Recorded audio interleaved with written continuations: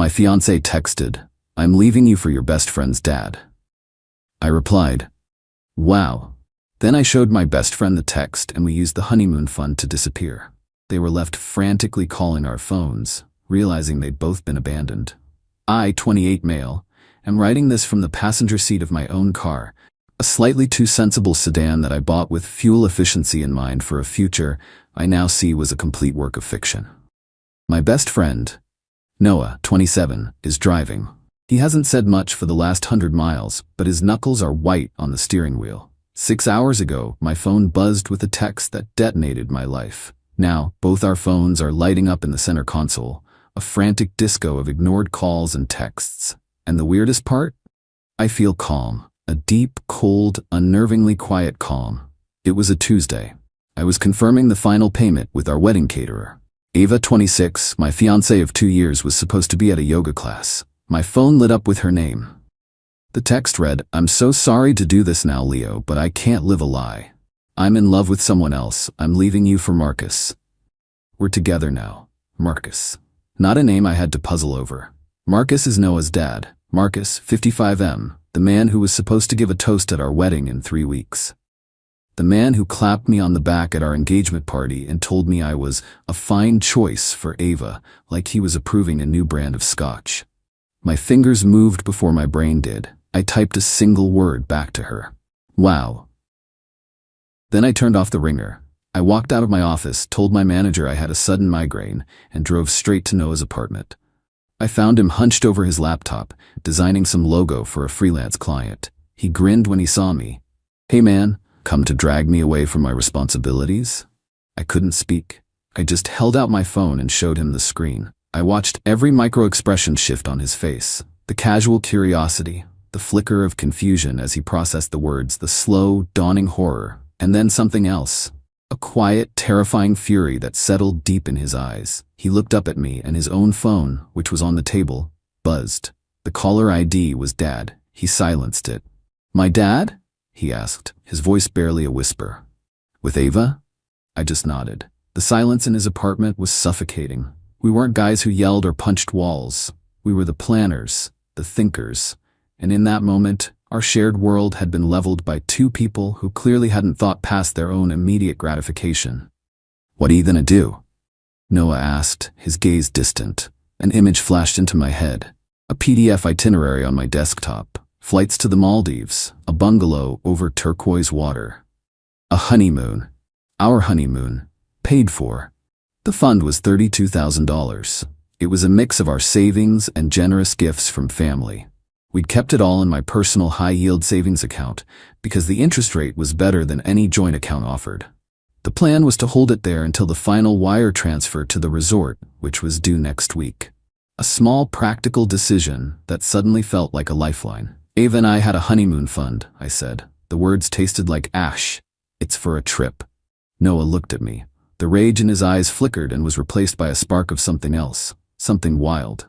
"Yeah?" he said. "So let's take a trip?" It was the most insane and most logical idea I had ever heard. An hour later, we were in my apartment, the one I shared with Ava. Her yoga mat was still rolled up by the door. I packed a duffel bag with essentials, jeans, hoodies, my passport. Noah did the same. I walked into our bedroom. On my nightstand was the ring box, a beautiful, custom-designed cushion-cut diamond I'd spent months saving for. I opened it, took out the ring, and placed it squarely in the middle of her pillow on the pristine white duvet cover. A silent, glittering goodbye. As we walked out, I paused and transferred the entire $32,000 from the savings account to my checking account. Then I logged into my banking app and disabled my debit card for ATM withdrawals. A small, paranoid thought, but my brain was working on a different level now. The first call from Ava came as we were merging onto the highway. I ignored it. Then a text. "Leo, where are you? We need to talk." A minute later, Noah's phone buzzed. "Marcus." He ignored it. Then another text to me from Ava. "This isn't funny. Call me." Then to Noah from Marcus. "Son, call me. Your mother is worried." They were coordinating. Realizing we were both gone, realizing they'd been abandoned, we're just driving west. We have a full tank of gas and a bank account full of what was supposed to be my future. I don't know what justice is. I don't know what revenge is. But it feels like this. The quiet hum of the road, the company of the one other person who gets it, and the beautiful, deafening silence from our phones, which we've now both powered off completely. We don't know where we're going, but for the first time in hours, it feels like we're moving forward. Update. It's been 8 days. The world didn't end, it just tilted. Noah and I are in a small, furnished cabin a few states away. The kind of place with wood-paneled walls and a faint, lingering smell of pine cleaner. We found it online and paid for a month upfront in cash. We pulled from a dozen different ATMs over 2 days. The first few days were a blur of driving and adrenaline. We knew we couldn't stay completely dark forever. We needed to see the battlefield. So, leaving our phones off, we found a public library in a small town, sat at a dusty computer terminal, and logged into my email and social media. The digital wreckage was worse than I imagined. The messages from Ava and Marcus were a masterclass in narcissistic whiplash, shifting from fake concern to entitled rage. Ava was already demanding her half of the money. Marcus was telling Noah he was an embarrassment. The sheer audacity was breathtaking. But we had bigger problems. Ava's parents had started calling my parents. They'd given us $5,000 for the honeymoon and they wanted it back. It led to a tense, awful call with my mom, who was scared and confused. I had to coach her through it. Mom, just tell them the gift was for a wedding their daughter canceled, and that all future communication needs to go through my lawyer. I didn't have a lawyer yet, but I knew I needed one. That sent us down another rabbit hole. We spent an entire evening in a motel room, researching family law attorneys online. The first one we called was a dismissive jerk who made it sound like I was the one in the wrong. The second quoted a retainer that would have eaten a quarter of our fund. Finally, through a friend of a friend from college, we got a referral to a sharp, no-nonsense lawyer in a different city who agreed to an online consultation. It's scheduled for tomorrow, and the waiting is creating a knot in my stomach. The most pressing issue was the apartment. I couldn't go back. I spent a whole day trying to handle it remotely. The first 3 moving companies I called flatly refused when I explained the situation. You want us to go into an apartment with a key you leave for us and pack only your stuff based on a video call? Our insurance won't cover that. Finally, I found a high-end concierge moving service that specialized in complicated relocations. They agreed, but it came at a premium price, and they required a notarized letter of authorization, which I had to scramble to get done at a local bank. It was a frustrating, expensive hassle that chipped away at our getaway fund, but the thought of Ava coming home to a half-empty apartment made it worth every penny. The movers are scheduled for Friday. Her things will be boxed. My things will be gone. Last night was hard. I was scrolling through my music and saw a playlist Ava had made. The opening chords of a song felt like a physical blow. I shut it off, went out to the small wooden porch, and just tried to breathe. The screen door creaked open, and Noah was there. He handed me a beer. He didn't say a word, just stood next to me, looking out at the dark trees. He didn't have to. We were in this together. The shock is wearing off. This isn't a joyride. It's a slow, complicated, and expensive untangling of a life I thought I had. Update: today was supposed to be my wedding day. I'm in an anonymous coffee shop, nursing a cup that's long gone cold. Noah is sketching in a notebook. The past 2 weeks have felt like a full-blown logistical and psychological war, fought via burner phones and encrypted emails. The smear campaign from Ava began as predicted. Instagram posts about my sudden and severe mental breakdown, paired with black and white photos of us. The sympathy poured in. Then Marcus made his move. It was slicker than I would have expected.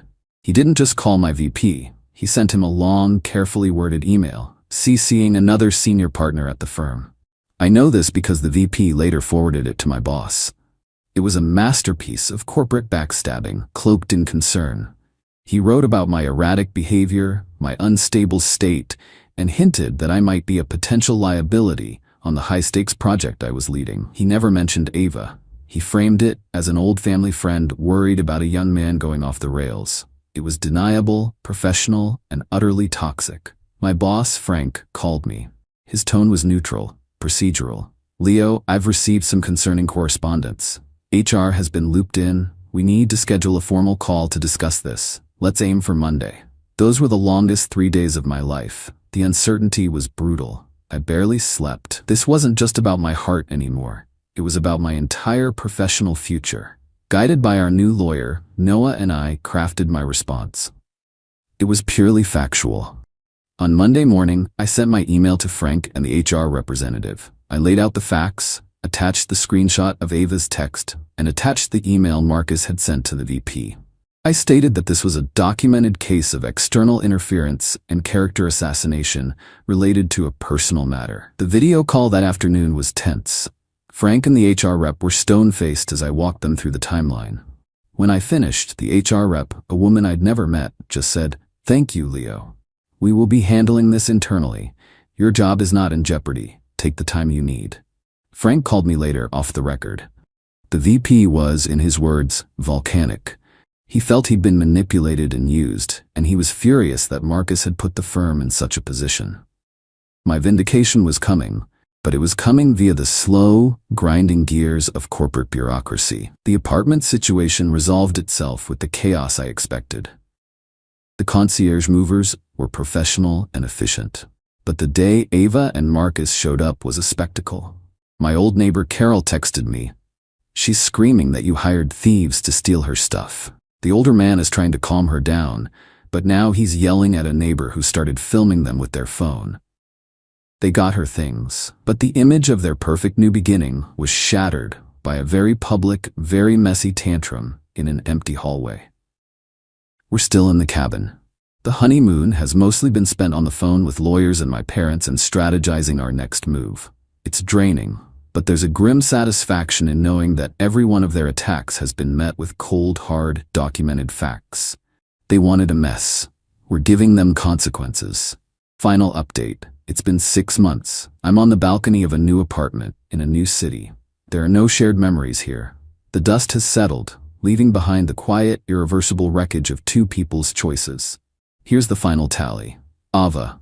Her social media campaign fizzled after the apartment incident. Her credibility was shot. She did, however, try a new tactic, a GoFundMe titled "Rebuilding My Life After Betrayal and Theft." It raised $75 from her aunt before a few anonymous accounts, I suspect some of my friends, started posting links to the building's Facebook group and the video of her screaming in the hallway. The page was quietly taken down. Her attempt to sue me was a complete failure. Her lawyer dropped the case after receiving the evidence from mine. The final shot was a formal cease and desist letter from my lawyer regarding her continued online harassment, which finally silenced her. I heard she's living with her parents. The relationship with Marcus imploded under the weight of his demotion and messy divorce. The powerful man she'd admired was gone, replaced by a bitter, financially stressed man living in a rented condo. Her dream life never materialized. I got one last rambling email, a bizarre mix of blame and nostalgia. I deleted it without replying. Marcus, Melinda, his wife, divorced him. The final straw wasn't the affair, but his complete lack of remorse and his fury at Noah for his disloyalty. The divorce was financially devastating for him. Professionally, the fallout from his email was severe. The internal review at his company didn't get him fired, but it put him under a microscope. They found years of inflated expense reports and policy violations. He was demoted, stripped of his title and prestige, and reassigned to manage a small warehouse in an industrial park. A huge blow to his finances, and a fatal one to his ego. Noah and me. Our trip was the reset we needed. After the initial weeks of legal and logistical battles, we used the remaining money to just exist. We hiked national parks, we saw the ocean. It was a quiet, healing journey. I never went back. My company was incredibly supportive and offered me a transfer, and I seized the opportunity for a clean start. I sold the car, bought a truck, and moved to a city where I knew no one. It's been the best decision I've ever made. I have about $7,000 of the fund left in an account labeled Next Chapter. I'm in therapy, and it's helping. Noah is the hero of this story. He chose his friend over his father. His relationship with his mom is slowly healing. He has zero contact with Marcus. He ended up staying in a small mountain town we'd visited, taking a graphic design job and loving the slower pace. Our friendship is different now. It was forged in fire. It's quieter, stronger, We video call a few times a week. Last night he raised a beer to his camera. To surviving the absolute worst, he said with a small smile. I raised my coffee cup, and to building something better from the rubble. Thanks for listening, Reddit.